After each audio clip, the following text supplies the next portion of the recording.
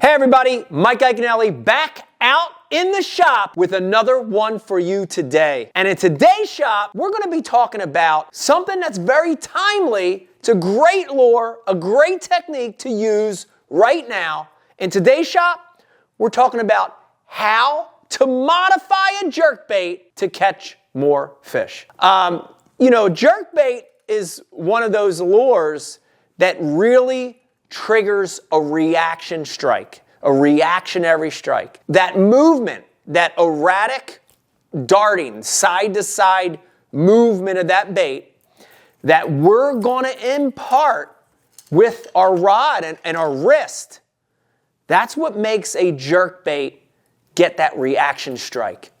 You add to that when you pause it, that bait is gonna change, the action of that bait's gonna change and do something different. So in this week's shop, I'm going to talk about 3 modifications we can make to your favorite jerkbait to help you catch more fish, especially when we make that pause, right?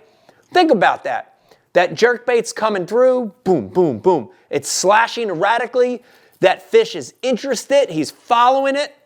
And when we stop, there's 3 movements that bait can make to really trigger that bite, right? We could put those jerks in and pause, and that jerkbait can slowly rise, okay? We could put those jerkbaits or jerks into that bait and stop, and that bait could sit neutral, 100% suspended. Or we could throw that bait out there, jerk it, get those fish interested, stop it, and have that bait sink, which, in my opinion, is the trickiest trick movement to get those fish to bite. A bait that's fading away from them, that's trying to escape from them, sinking away from the fish. Killer movement that fools a lot of fish. But let's start with the first one. And how can we get our favorite jerkbait to float, to slowly rise? There's a lot of good ones out there, but in today's video, I'm going to be talking about the Berkley jerkbait called a stunner, which is an amazing suspending jerkbait out of the pack. And it pretty much is a true suspender. Open that thing up out of the pack. It's got 2 different versions. There's a short lip version. It's the 112, and then we've got the big lip version, the 112 plus 1, and straight out of the pack, on fluorocarbon, both those baits will suspend. But how are we going to get this stunner, or whatever brand you're using, how are we going to get this suspending jerkbait to slowly rise? And the answer is monofilament, mono. We're going to simply change our line from fluorocarbon to mono when we want to get that jerkbait to float, to slowly rise. So, there's a lot of good monos out there on the market. The one that I'm really in love with the last 2 years is Berkley Tri-Lead Sensation. Really like this stuff in the 12 or 14 pound line class. And when I put 100% mono to the knot on this bait caster, and when I'm jerking this stunner and I stop it, it actually slowly rises up, right? And the reason is simple. The reason is because mono's very buoyant. Mono has a lifting property to it. So in those situations where I want that jerkbait to slowly rise, I go to mono. Conditions where I'd want that jerkbait to slowly rise, I'm going to give you a few of my favorite. The first one is fishing it over submerged vegetation. A lot of times in the spring, in the early summer, as that vegetation's growing, there's these little lanes that are above it. Could be milfoil, could be hydrilla, could be coontail, whatever that grass is. I like for that bait to sort of jerk around the top of that grass, occasionally get caught, and then when I pause it, I like it to rise above that submerged grass. So submerged grass is a good example. Another one is when the water temperature is rising in the spring or fall. So, we talked about a true suspender versus a slow floater or a sinker. And my rule is if you have a rising water temperature, especially in the early spring or in the fall, I want a bait that rises, right? I want to match the rise of the water temperature with the rise of that bait. So there's a couple good examples of when I want that jerkbait to float. True suspending jerkbait, I already mentioned it. The great thing about this one is out of the pack, this thing is a true suspender. And a true suspender, man, is a bait that's really versatile, right? I can fish it probably under more conditions than a slow floater or a sinker. So a true suspending jerkbait right out of the pack is good in a lot of conditions. The one thing I don't love about a true suspender is that when I get that fish's interest, right? I'm jerking that suspending jerkbait, doom, doom, doom, doom, doom, doom, and I stop. And that fish is trailing it, he's tracking it, and that bait stops. And if it just sits motionless, I don't love that. I actually want that bait to do something. So I use a true suspending jerkbait the least. I almost always give it some kind of little modification.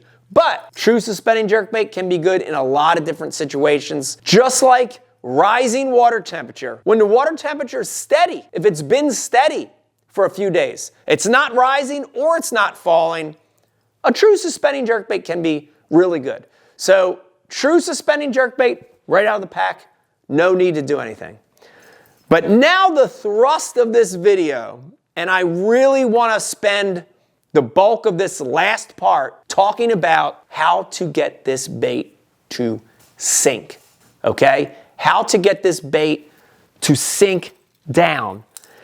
And there are times when I want to get that stunner to slowly sink away, or sometimes when I even want to get it to sink a little faster away. That movement of, and I said it early in the video, of a fish following it and you stopping it, and all of a sudden it's starting to try to get away from him, to sink down, trying to escape deeper from that fish. That movement is a big trigger for those fish, okay? Some examples of when I want that: when I want to get the bait deeper, 100%, I want to make this bait sink, okay? So if you're watching this and you're using forward-facing sonar and you see a fish that's 10 or 12 foot down and you can't get that jerkbait down that deep, by weighting this jerkbait, by getting it to sink, we're going to be able to get to deeper fish. So deeper fish is one.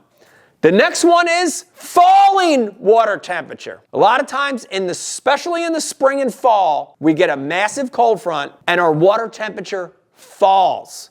Remember the old general rule of thumb: rising water, rising bait; falling water temperature, falling bait, right? So after a cold front, dude, I love that presentation of the bait falling. Okay, so there's a couple examples. We're going to get this bait to slow sink or moderate sink with two real easy modifications. Two super easy modifications. Let's start with the first one, which is how to get that suspending jerkbait, stunner in this case, to slowly sink down. And the way is super easy. We're going to change the belly hook on that jerkbait. The stunner and this size jerkbait, that 110 or 112 size, if you look at most brands, they come with 3 number 6 trebles on that bait. And all I'm going to do is I'm going to change out that belly or that front hook as far facing to that bill as possible. I'm always going to change that hook out to get this bait to slowly sink. The reason, 2 real reasons I'm always picking that hook, and if you look at the bait, the biggest gap between the hooks happens on that front hook hanger, right? The middle and the back are pretty close, but the middle and the front, there's more of a separation. Look, you can see it right there, right? So you have more of a gap that allows you to place a bigger hook. But also, when I get this bait to sink slowly, I don't want it to sink tail down.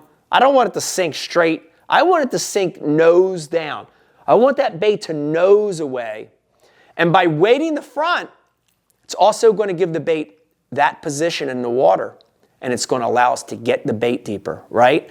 So to get this bait to slow sink, I'm going to change that front hook from a number 6, which is factory, 1 or 2 sizes bigger. My favorite has gone 2 sizes bigger, gone from a number 6 to a number 4, okay? You could also go from a number 6 to a number 5 and get a little bit of a sink.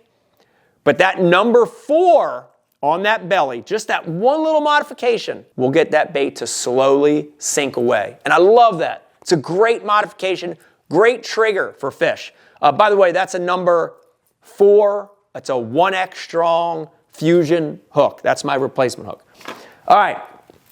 Next one is if we want to get that bait to sink a little faster, or if we want to get that stunner to really go deeper. If we're trying to get that bait to fish we're seeing on scope, or, you know, suspended bait, if we're trying to get that bait deeper, we're going to change out that hook, right? We're going to go from a number 6 to a number 4. Remember, always that front belly hook. But the next thing we're going to do is we're going to add a suspend strip. We're going to add a little lead tape to the throat of that bait. There's a lot of these out in the market. Go to Tackle Warehouse. There's a couple different companies that make them. You could even go to a golf store or a Dick's or whoever sells golf supplies and get golf tape. The same kind of tape you use for your clubs, you can use that as well. And that tends to be a little heavier for the material size. But this tape, these are suspend strips. They have adhesive on the back. We're just going to peel a piece off. And I'm always, just like that front hook hanger, I always want to weight the front. So I'm going to start adding strips to the throat of that bait. And if you look at it, I basically go from the metal piece of that hook hanger up onto the actual lip itself. It actually drapes over just a little on the lip. But by adding these suspend strips and upgrading that front treble to 1 or 2 sizes bigger, now we're going to get a bait that when we're jerking it, that fish is interested, we stop it, it's going to sink away from that fish. And I can really change the sink rate based on the reaction I'm looking for, the depth I'm looking for. But it's a killer modification. And honestly, listen to me, 80% of the time, I'm either modifying this bait with monofilament to float, or I'm adding a bigger hook or a bigger hook and suspend strips to make it sink. Because I really am a big believer that on that pause, I want that bait trying to escape from that fish, either floating away from it up or sinking away from it down. And it's a big trigger for these fish. Once again, if you're a forward-facing sonar angler and you love that kind of fishing, this can help you be way more effective. Create a sinking bait. You can get that bait to the fish a lot easier, count it down to the fish, and watch on scope the reaction of a fish when you stop the bait. If it just sat there, a lot of times you see that fish fade off. But if that bait tries to float away or sink away from the fish, that fish gets it every time, right? So real easy modifications, guys, for your favorite suspending jerkbaits. 3 different ways to fish it. It's a really cool way to modify that suspending jerkbait, to modify your favorite jerkbait to get more bites. Guys, I hope you like these shop videos. If you're enjoying these videos, do me a favor, subscribe, hit that button right there. If you're already a subscriber to my channel, tell your friends, tell your buddies about Mike Iaconelli Fishing on YouTube. We're here every week giving you brand new content to hopefully help you become a better angler. So try those mods on jerkbaits. You're going to catch more fish. Bye. Hey everybody, Mike Iaconelli out in the shop. Thanks for watching. And if you like this video, you have to check out that one, and I hope you like them.